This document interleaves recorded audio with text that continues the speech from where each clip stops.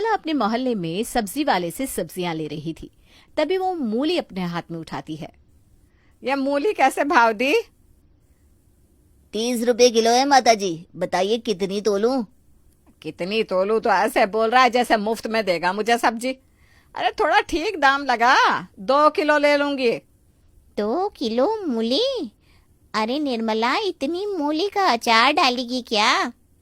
اچار ڈالنے میں تو بڑی محنت ہے بملا، میں تو ان مولی کے پراٹھے بنواؤں گی بہو سے۔ کیا مولی کے پراٹھے بناتی ہے میری بہو؟ واہ، سوچ کر ہی منہ میں پانی آ جاتا ہے۔ کبھی آنا، کھلاؤں گی تجھے بھی مولی کے پراٹھے۔ ہاں آ تو جاؤں گی، پر تو اپنا دیکھ، مولی کے پراٹھے بنوا کر کھائے گی، پھر انہی سوادشٹ مولی کے پراٹھے کھا کر بدبودار گولے بھی نکلتے ہیں۔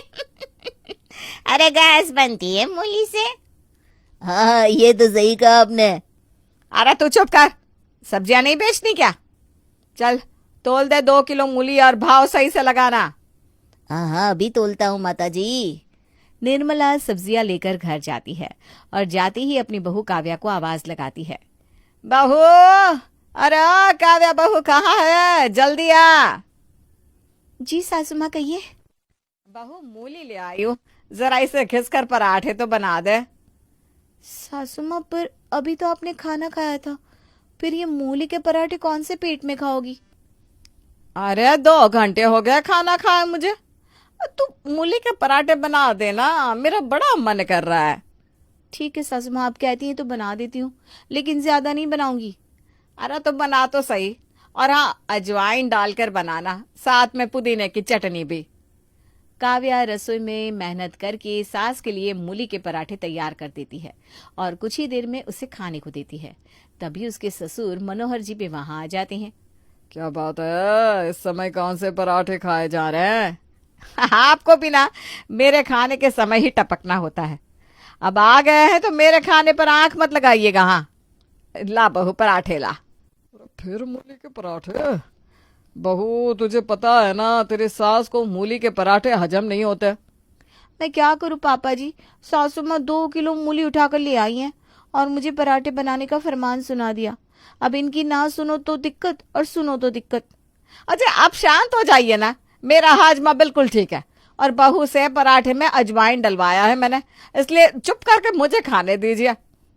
نرملا دونوں کو چپ کرا کر مولی کے پراٹھے کھانے لگتی ہے اور کچھ ہی دیر میں 5 پراٹھے کھا کر ایک ڈکار لیتی ہے۔ واہ جی واہ، آج تو مزہ آ گیا، مولی کے پراٹھے کی بات ہی الگ ہے جی۔ کاویا کی ساس کو مولی کے پراٹھے بڑے پسند تھے۔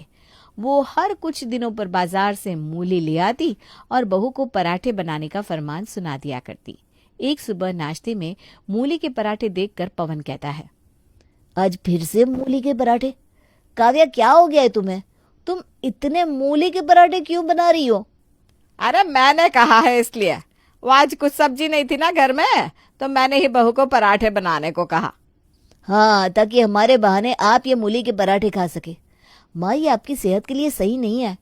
ارے بیٹا تم میں کون سا بھر بھر کے کھا رہی ہوں، 5 سے 6 ہی تو کھاتی ہوں۔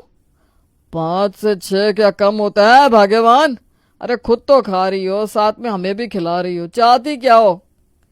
اوہو اب بن گیا ہے تو کھا لو نا، کھانے کے سمے کتنی باتیں کرتے ہو سب۔ سبھی کو وہ مولی کے پراٹھے کھانے پڑتے ہیں۔ Please like and subscribe my channel. Thank you.